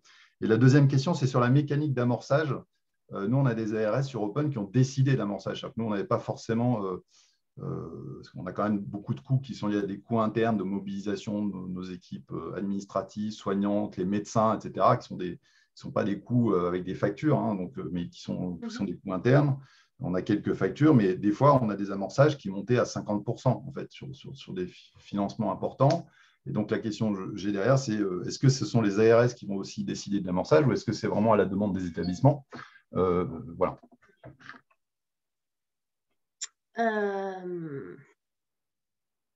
Alors, d'abord, sur la première question. Donc, nous, c'est vrai qu'il y a dans Open une marge de manœuvre. Hein. En fait, là, avec ce Ségur, on accélère des enjeux d'Open, le domaine des 6, par exemple. Mais Open, c'est bien accompagner une modernisation, une numérisation des établissements de santé sur leur domaine fonctionnel, leur logiciel de production de soins. Donc, il faut qu'il y ait une stratégie quand même régionale de dire, voilà, j'ai pu par exemple accompagner beaucoup d'établissements privés pour une mise à niveau de leur DPI dans le programme précédent. Là, il faut que je fasse le focus sur d'autres établissements ou ESPIC ou publics parce qu'il faut qu'il y ait un rattrapage et qu'il n'y ait pas ce qu'on appelle une fracture numérique. Et donc, moi, je peux comprendre qu'il y ait ces équilibrages parce qu'en plus, c'était aussi l'objectif de leur laisser une marge de manœuvre régionale et sans responsabilité pour gérer leur enveloppe et pouvoir accompagner les établissements dans leur modernisation et cœur de production de soins. Et de pouvoir équilibrer par rapport à des programmes précédents où elles ont beaucoup accompagné un ensemble de structures. Et là, elle dit, moi, cette fois-ci, il faut que je fasse rattraper le retard à d'autres. Et donc, moi, ça me va bien. Là, dans le Ségur, on est vraiment dans une optique il faut systématiser, généraliser. Après, si peut-être il y a, je ne sais pas, si en fait 100% des établissements de France candidatent et donc il faut faire à minima une sélection, peut-être qu'il y aura ce type d'argument qui rentrera en compte. Ça, on n'est pas à l'abri. Mais bon, en tout cas, le Ségur, on l'a calibré pour pouvoir accompagner le plus grand nombre d'établissements. Donc, j'espère qu'il n'y aura pas, in fine, ces choix-là à faire parce qu'on aura bien calibré les forfaits et pour accompagner ceux qui doivent être accompagnés. Et éviter cette marge de manœuvre régionale parce que là, on est dans un objectif de systématiser le partage. Donc, voilà, donc ça, c'est des premiers éléments de réponse. Mais par contre, je ne pourrais pas dire, non, il n'y aura pas du tout de sélection si on se rend compte qu'en fait, il y a beaucoup plus d'établissements qui candidatent que ce qu'on avait pu évaluer pour éviter ces biais de sélection. Donc, ça me semble un premier niveau de réponse. On verra comment ça se passe et j'espère que ça ira et qu'il n'y aura pas de difficultés. Juste la deuxième question, je fais un rappel. C'était sur la répartition de l'amorçage. Parce que, en fait, sur Open, ça a été un peu. On a eu des ARS où il y avait zéro amorçage parce qu'on ne demandait pas, mais des fois, nous, on ne demandait pas d'amorçage. On en avait, par exemple, 50% imposés, en fait. D'accord. Il n'y avait pas forcément de facture demandée, donc à la rigueur, ce n'était pas dans tous les cas, mais voilà, si on se retrouve avec des montants, on va dire, disproportionnés d'amorçage sans forcément avoir l'intégralité des factures à produire, c'est un peu compliqué parce que c'est un coût complet. Hein, en fait. Donc, on n'a pas forcément. Et même sur 30%, 30%, ça peut être. Ça peut je ne sais pas. Ma question, en fait, c'était est-ce que c'est l'ARS qui décide de l'amorçage ou est-ce que c'est la demande de l'établissement? Là, on pourrait le mettre de fait, on peut systématiser et laisser moins de marge de manœuvre si ça peut poser des difficultés. Oui. C'est vrai que dans Open, effectivement, on a pu constater ce cas que vous évoquez, monsieur. Et la monnaie nationale, on va dire, ça ne nous arrange pas trop parce qu'on était parti sur une petite assiette d'amorçage. Et du coup, derrière, ça demande de rejongler. Donc, je pense, après, il faut qu'on en discute avec Michel, mais je pense qu'effectivement, il faudrait quand même qu'on bloque le montant de 30% d'amorçage et qu'il n'y ait pas forcément de capacité. Non, mais surtout que là, on est sur le même vecteur. En fait, dans Open, on a du FMES, PP et de la HAC. Et donc, c'est vrai qu'en plus, quand il y a ces petits changements de pratique, ça peut être une difficulté parce que l'enveloppe de FMES, elle est vraiment encadrée. Donc, on n'en a pas plus que… Là, le Ségur, c'est un petit peu différent. On peut dire c'est 30%, il n'y a pas de… Ou alors 30% ou 100%, il faut qu'on regarde ça. Ça, il faut qu'on échange Bertrand, qu'on intègre bien dans les différents points à préciser. En termes de coûts, parce que On voit bien que la partie équipement, c'est une enveloppe à part. Donc, quelque part, on ne va pas avoir des factures de connecteurs DMP, d'INS, machin, etc. L'audit de cybersécurité, enfin, très honnêtement, ça ne coûte pas non plus ultra cher. Et en fait, c'est tous les coûts d'accompagnement qu'on pourrait avoir éventuellement externes, mais c'est tout le travail en interne. Et donc, c'est vrai que c'est un peu compliqué de sortir des factures de coûts de salaire, ou enfin, je sais, ou peut-être qu'on peut le faire. Hein, mais, voilà. Non, bah justement, non. En fait, par rapport à ça, les salaires ne constituent pas finalement des factures éligibles. Hein, Par contre, prestations d'accompagnement, oui, il faudra quand même qu'on vérifie, mais moi, j'avais dit ça. Les prestations d'accompagnement, c'est possible, mais pas Ouais, les salaires en interne en fait, de la structure. Mais oui, point de vigilance bien pris en compte. C'est vrai que ça peut être pour mettre en difficulté. Donc, pardon, je profite de ce petit silence. Je suis Edwige Masson du groupe Corian et j'ai exactement les mêmes propos que monsieur. C'est-à-dire qu'en fait, dès lors qu'on a une direction des systèmes d'information centralisés, on a ce sujet-là, en fait, où effectivement, on n'arrive pas à atteindre ces fameux 30% d'amorçage en facture, en fait. Donc, c'est une vraie difficulté que l'on rencontre dès lors, dès qu'on a finalement mutualisé nos efforts à travers une direction unique, à travers des achats uniques, et donc on a ces vraies difficultés-là. Donc, vraiment, je confirme ce que dit monsieur. Donc, plus on minimisera cet amorçage, mieux c'est pour certains d'entre nous. Ou que ce soit la demande de l'établissement, en fait, c'est ça le point. Ouais. Tout à fait, oui, tout à fait, monsieur. D'accord. Okay. Est-ce qu'il y a d'autres questions que vous souhaitez poser? N'hésitez pas. N'hésitez pas, on a encore 10 minutes devant nous. Juste, il y a une question récurrente qui vient dans le chat sur le DMP, notamment sur l'ouverture des DMP. Bien rappeler effectivement que les indicateurs sont pris sur les DMP ouverts. Même si effectivement après on aura probablement une approche un peu proactive, mais toujours est-il qu'on est bien sur des indicateurs sur les DMP ouverts. On est d'accord avec ça, Caroline? Oui, je laisserai Inès si elle veut qu'on partage, puisqu'elle a eu tous les échanges en réunion. Moi, je n'ai pas eu ces études-là. Oui, hein, on ne souhaite pas pousser l'usage de la création du DMP, hein, surtout pas. On est vraiment sur l'alimentation. Et donc, la base de calcul au niveau du dénominateur, c'est bien les patients disposant d'un DMP ouvert au moment de leur admission. Donc, on n'attend surtout pas de vous que vous créez des DMP, mais de calculer finalement l'alimentation du DMP à partir de documents rattachés patients, mais de patients qui ont déjà un DMP au moment de leur admission. Et donc, par rapport à toutes ces questions aussi sur les indicateurs, nous, ce qu'on prévoit, c'est qu'il y ait un guide des indicateurs sur le même modèle qu'Open. Hein, on va voir aussi les axes d'amélioration et qu'on puisse mettre aussi un petit peu en concertation, comme on avait fait dans le cadre d'Open, vous approprier, poser toutes les questions et qu'on puisse ajuster les modalités de calcul en conséquence.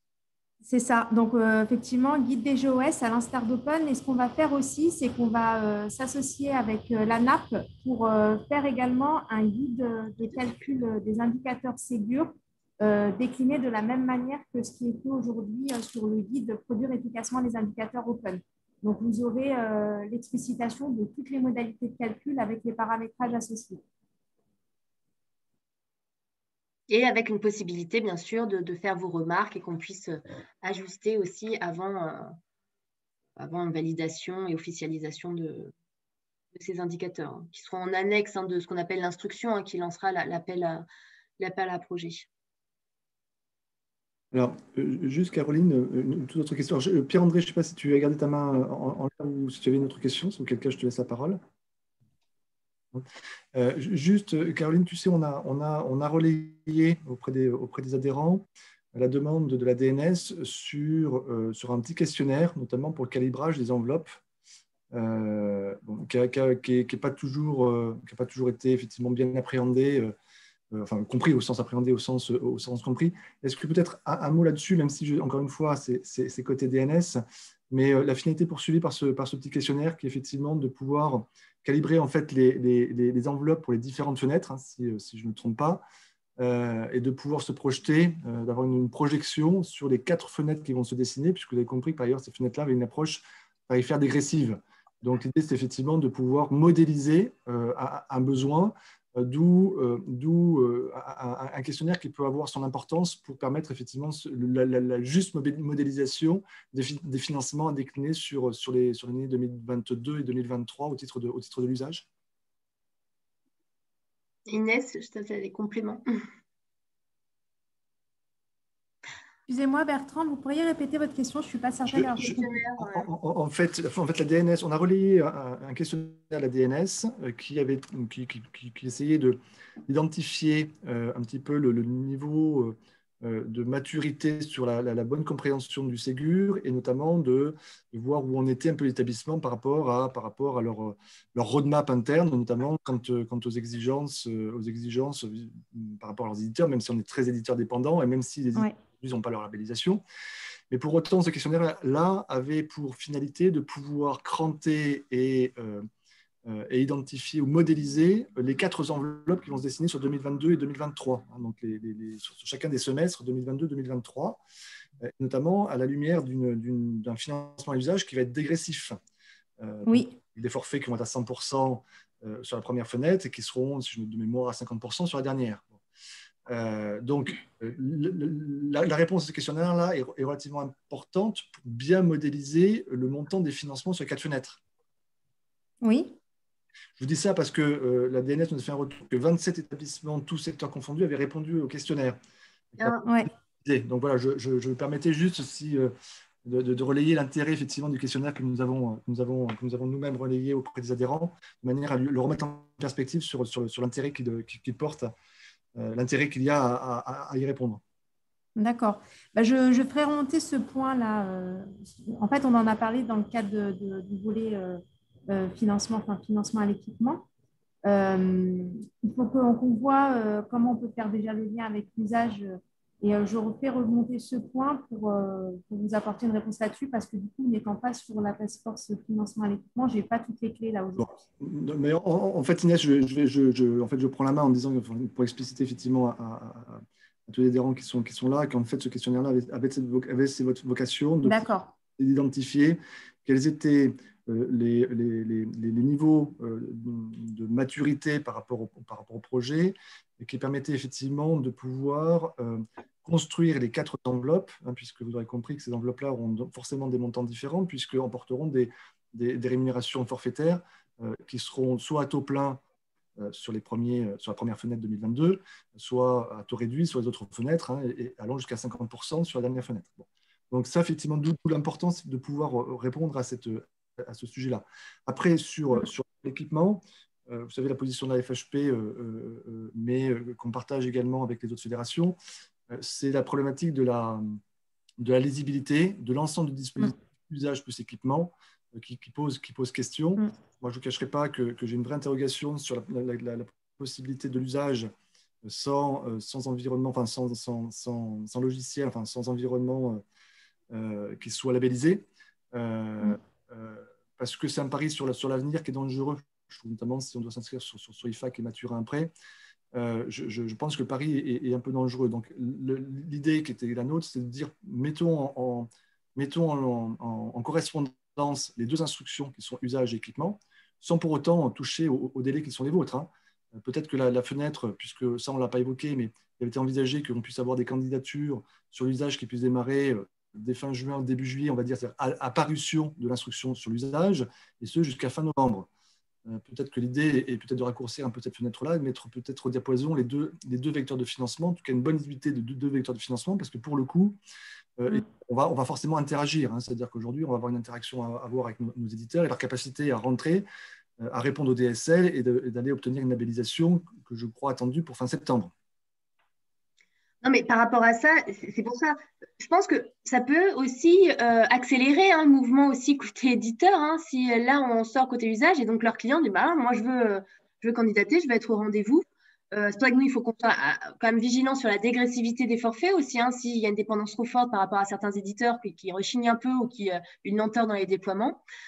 Donc, c'est pour ça que je me dis, si on décale trop, en fait, j'ai peur que tu vois, ça décale aussi la dynamique. Et donc, d'avoir une publication en juin, nous aussi, hein, ça nous met une pression, mais ça permet voilà, de lancer sur les prérequis voilà, des établissements se mettent en ordre de marche. Il faut quand même du temps, il y aura un petit peu l'été. La pression commence vraiment aussi à être plus mise sur des éditeurs parce que je pense que certains, voilà, ils vont y aller, d'autres, il va falloir un peu plus les pousser. Bon, il faut qu'on trouve une bonne coordination entre ces deux volets-là. Et que je pense que les parties clients puissent pousser aussi la partie éditeur. Hein. Tout à fait. Notre idée n'est pas de décaler. Hein. Notre idée n'est pas de tout décaler. C'est effectivement d'avoir une juste connaissance de l'ensemble des deux dispositifs de financement. Avant, effectivement, dans une phase de candidature où on va partir forcément à l'aveugle sur un côté, effectivement, on peut tout à fait envisager effectivement sous réserve effectivement de quelques éléments qu'on a pu vous solliciter, sur lesquels on a pu vous solliciter, et avoir un usage qui prenne une instruction qui puisse se prendre sur juin ou juillet, ou bon, puis une deuxième instruction qui viendrait, je sais, très vite derrière, puisque c'est votre souhait sur le côté équipement, mais quand on va rentrer effectivement en phase de candidature, qu'on ait la lisibilité sur l'ensemble du dispositif. Parce que notre approche à nos éditeurs n'est pas du tout la même pour le coup. Hein. Bah donc ça, il faut qu'on voit qu'est-ce qu'on peut intégrer dans l'instruction financement à l'usage, de lien avec la partie équipement. Ouais, il faut qu'on... D'accord, je comprends. Et d'accord, ouais, c'est bien clair. En tout cas, on a bien pris en compte, hein, Bertrand, cette remarque qui est portée par l'ensemble des fédérations, hein, si je comprends bien. Donc, voilà, c'est quelque chose qu'on a fait remonter au niveau de la direction de programme et on va discuter prochainement là-dessus sur justement l'articulation des calendriers entre ces deux pouvoirs de financement qui sont étroitement liés, on est d'accord.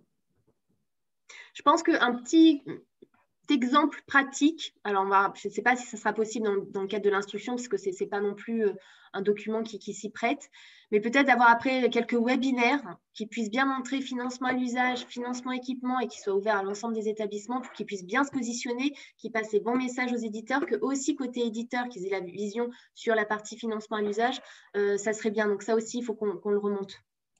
Exactement, ça serait un moyen de mettre la pression un peu sur les éditeurs. Si on a une bonne approche de l'ensemble du dispositif, je pense qu'on peut avoir un poids plus important sur les éditeurs.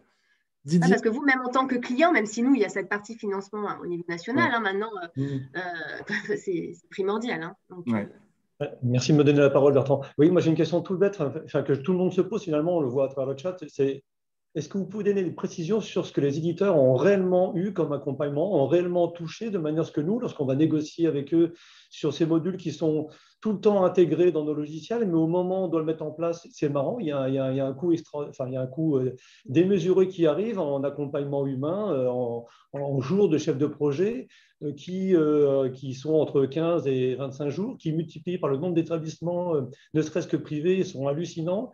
Et on voit bien dans les chats, et les éditeurs sont même débordés. Donc, il faut absolument qu'on ait les bonnes informations pour qu'on puisse, nous, non pas les faire culpabiliser, mais leur montrer qu'on a les informations et qu'ils ne vont pas nous faire payer à chaque établissement la même chose, quoi.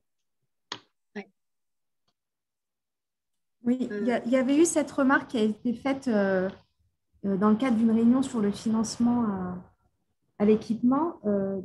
Je suis désolée, comme je ne suis pas vraiment dans cette task force-là, voilà, j'essaie quand même de regrouper les informations. De ce que j'avais compris, c'est que si effectivement les établissements pressentaient qu'un éditeur pourtant labellisé n'hésitait pas, on va dire, à faire du gras sur la facturation de services supplémentaires, il ne fallait pas que l'établissement hésite en fait à faire remonter cette information au niveau PD et au niveau national pour que nous, en fait, on regarde ce qui se passe au niveau de l'éditeur. Non, mais je pense que ce qui est important aussi, c'est qu'on passe la bonne information aux clients. Moi, je peux déjà vous porter l'information. En tant que site pilote, on me demande déjà des sous. Donc, comme le disait fort justement tout à l'heure Pierre-André, on veut bien tous consacrer du temps, ce que l'on fait depuis des mois. Mais les établissements, leur part, pour tester les logiciels, les mettre en prod et valider finalement sur le terrain ce qui devrait normalement être fait en labo. Et ce qu'on aimerait avoir comme information, c'est qu'est-ce que les éditeurs ont réellement eu comme accompagnement pour pouvoir leur expliquer gentiment qu'ils vont, au moins sur les sites où on teste les solutions et on démarre, qu'on puisse avancer sans être bloqué par finalement un devis en attente de signature, quoi. Ouais. Ce qui est le cas aujourd'hui. Non, mais je pense que c'est essentiel, hein. Vous sachiez, voilà, l'établissement, il va être payé au niveau national sur tel périmètre d'action, telle évolution. D'identifier qu'est-ce qui restera à payer dans les établissements, mais a priori, vraiment, on couvre le maximum, pour que, voilà, que ça soit clair, hein, et transparent, et que vous puissiez même au niveau de votre relation éditeur, voilà, c'est inscrit quand même dans un document officiel, hein, ou une instruction ou autre, et comme ça, c'est clair et c'est partagé, et il n'y a pas de difficulté, quoi. Caroline, pour être clair et transparent, sachez que nous, par exemple, depuis décembre 2020, on teste tellement les logiciels qu'on utilise aujourd'hui des logiciels en mode un peu dégradé, enfin un peu beaucoup dégradé, parce que les bugs sur bugs, les interactions entre les logiciels, côté DPI, côté EAI, côté EGAP, ce n'est pas si simple que ça. Sur le papier, ça paraît très simple, mais dès qu'on veut le mettre en prod, on se rend compte qu'on a plein d'interactions entre les versions des OS, les versions des bases de données, les versions des logiciels eux-mêmes, et que tout ça rentre en compte, et que l'arrivée de l'INS, c'est quand même un gros temps homme côté établissement pour sa mise en production, enfin pour sa mise en place sur nos sites, quoi. Et avec derrière les patients qui continuent à rentrer dans les établissements et qu'on doit prendre en charge. Et quand vous avez des logiciels instables, c'est très compliqué. Surtout si vous êtes en attente d'une réponse d'un éditeur qui lui-même est en attente d'un devis signé. Et on tourne en rond, quoi. Ouais. Non, mais l'objectif quand même, sous-tendu du financement à l'équipement, c'est de mettre en place en fait un système de régulation, au niveau de l'offre industrielle quelque part. Donc, après, je suis d'accord avec vous, il faudra creuser pour nous assurer qu'il y ait une visibilité complète des établissements de ce qui est fait au niveau de la partie éditeur. Mais vraiment, l'objectif, c'est d'aller vraiment dans ce sens d'une meilleure régulation pour éviter justement les dérapages qu'on peut connaître tels que vous l'évoquez. Est-ce que je peux me permettre d'apporter un témoignage? Oui. Arnaud Ribert, Clinique Les Dragues ou Touquet. Je voudrais simplement vous préciser que en tant que client des éditeurs, nous n'avons en réalité que très très peu de poids face à eux. La raison en est très simple, c'est que nous sommes captifs. Le seul moyen de faire pression sur un éditeur, c'est de lui dire, écoutez, si vous ne me suivez pas, on change d'éditeur.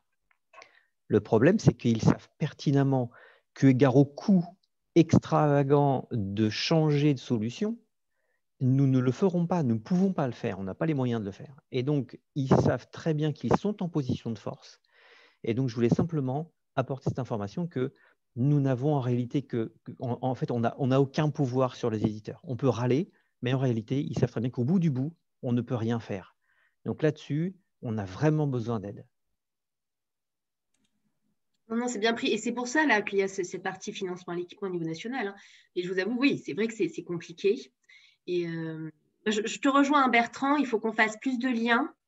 Il faut voir quel bon message on vous fait passer, quelle information on vous donne, vous puissiez être voilà, plus en force, hein, même si je comprends que c'est toujours difficile, mais au moins que voilà, les informations soient claires et que vis-à-vis de vos éditeurs, vous sachiez voilà, ce dont ils vont bénéficier, sur quelle spécification, sur quel périmètre. Voilà, au moins, ça va mieux cadrer les choses. Après, voilà, aussi en termes de déploiement, et c'est pour ça que financement à l'usage, bien que ça soit quand même de votre côté, même si voilà, les solutions ne sont pas des fois mises à niveau, mais après, il y a le déploiement sur le parc. Et il va y avoir aussi besoin de prioriser, voilà, ordonnancer ce déploiement. Et c'est pour ça que je n'ai pas envie que certains établissements soient pénalisés parce qu'ils vont arriver en dernier, et donc ça veut dire qu'ils auront un usage moindre. Voilà, il y a tout ça qu'il faut qu'on ordonnance et qu'on clarifie. Mais je vous rejoins, on va faire cet effort-là, de bien partager de l'information, que vous ayez toutes les informations nécessaires pour avoir un bon dialogue avec votre éditeur, dans des conditions plus ou moins faciles, hein, donc ça j'entends. Donc cette coordination-là, on va la renforcer et vous donner toutes les informations. Alors.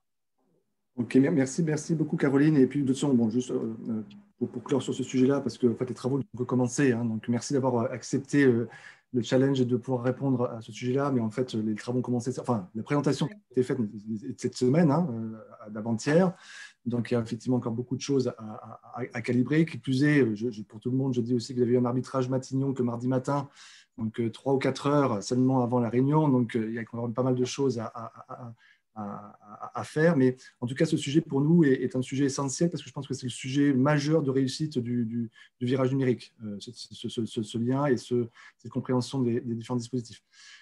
On a déjà un petit déplacement. Caroline, juste une dernière question et on s'arrête. D'accord, j'avais une autre réunion, mais j'ai prévenu que j'aurais du retard. Une dernière question, promis, et on s'arrête. Laurent?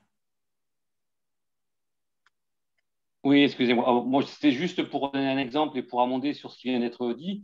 Nous, au niveau de la RS Occitanie, on avait postulé sur des dossiers open et sur le domaine D1, la RS nous avait obligé à postuler sur le D1+, avec la mise en place du format CDR de niveau 3. Chose que notre éditeur aujourd'hui n'était pas capable de faire. Et même avec le soutien de ce financement open, on n'a pas réussi à convaincre l'éditeur à nous faire une proposition de développement pour aller dans ce sens. Juste pour dire qu'aujourd'hui, c'est vrai que les éditeurs, on n'a aucun moyen de pression sur eux. Et le seul moyen, effectivement, qu'on aurait, c'est de dire on vous quitte, mais ils savent très bien qu'on est hyper captif.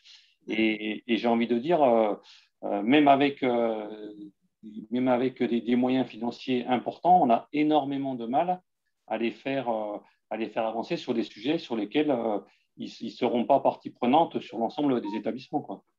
Donc, c'est quand même une vraie problématique.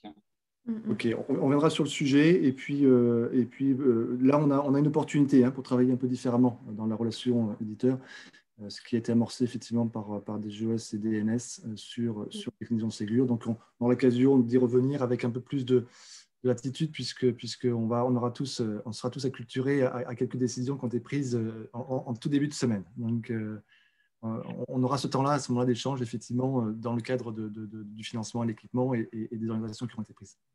Voilà, et donc pour l'instant, il n'y a pas eu de financement à l'équipement vers les éditeurs, pour compléter ce qu'a dit Bertrand, puisqu'on attendait un arbitrage de Matignon.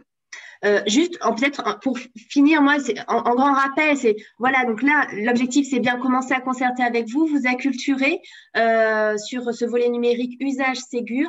Les délais vont être courts. Quand même, pour atteindre les cibles d'usage, 2023, c'est demain. Quand même, en temps de projet et puis en temps homme dédié, parce que voilà, il y a quand même des usages à développer. L'INS, j'entends que voilà, il y a une marche aussi à monter qui nécessite du temps. Donc voilà, donc c'est bien, je remercie encore Bertrand parce que c'est important, nous, de vous préparer, d'avoir la visibilité sur les prérequis, d'avoir déjà la visibilité sur des indicateurs et les cibles d'usage. On n'a pas à parler cibles d'usage parce qu'il y a encore quelques petites choses à caler ensemble, donc je ne voulais pas les officialiser quoi que ce soit parce qu'il y a encore des petits travaux à faire. Mais voilà, donc ça va être dans les prochaines semaines qu'on va pouvoir officialiser cet appel à candidature, mais c'est important voilà, de commencer à vous en parler. Et n'hésitez pas à faire vos retours via Bertrand. Nous, on est vraiment preneurs de tous vos retours terrain, des difficultés ou des axes, des propositions d'amélioration. Donc ça, il ne faut pas hésiter. Et sur la partie cybersécurité, donc là aussi, on a des échanges dès la semaine prochaine. Voilà, donc pour coordonner nos différentes actions. Ségur, il y a un volet sécurité, mais on est vraiment sur le partage de données. Et il y aura un plan cyber à côté, donc sur lequel il faut qu'on partage Bertrand. Voilà. En tout cas, merci beaucoup pour votre écoute et vos questions.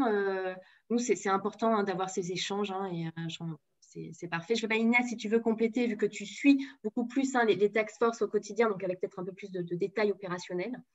En tout cas, voilà, ce premier niveau d'information est important et là, c'est les grands principes.